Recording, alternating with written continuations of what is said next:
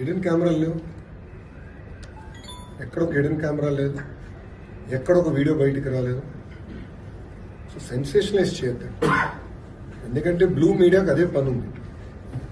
ఎక్కడో చిన్న ఇష్యూ జరిగితే అది ఎట్లా సెన్సేషనలైజ్ చేయాలి. ప్రధానంగా నేను విద్యాశాఖ మంత్రి అయ్యాను కనుక నాకు ఎక్కువ ఫోకస్ ఉంది. Ready for that focus, I have no problem. కానీ వాస్తవాలు తెలుసుకుని మీరేంటి, నేను కాదని. కానీ అక్కడ ఒక హిడెన్ కెమెరా లేదు, ఒక వీడియో లేదు, కావాలని రచ్చ చేస్తాం, కరెక్ట్ గా. అది నంబర్ 1.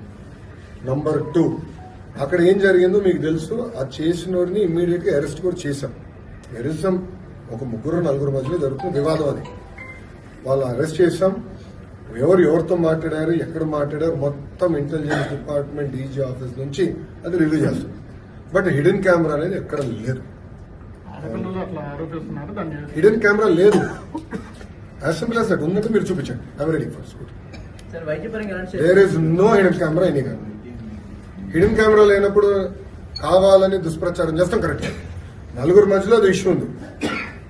4 మధ్యలో ఒక ఇష్యూ ఉంది, but it has nothing to do with hidden camera.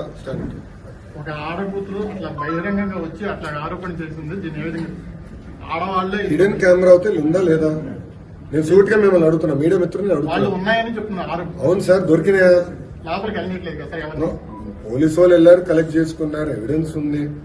పిల్లలు ఎక్కడ హిడెన్ కెమెరా చూపించలేకపోయారు, ఇట్స్ ఫ్యాక్ట్.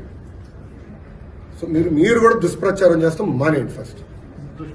మీరు వాస్తవాలు తెలియకుండా హిడెన్ కెమెరా ఉంది, ఇన్ని వేల వీడియోలు ఉన్నాయి అంటాం కరెక్ట్ కాదు. I want be very clear on the subject. ఎందుకంటే 4 మధ్యలో జరిగే ఇష్యూని మీరు తీసుకొచ్చి హిడెన్ కెమెరాలు ఉన్నాయంటే కరెక్ట్ కాదు. అది నేను చెప్పాను.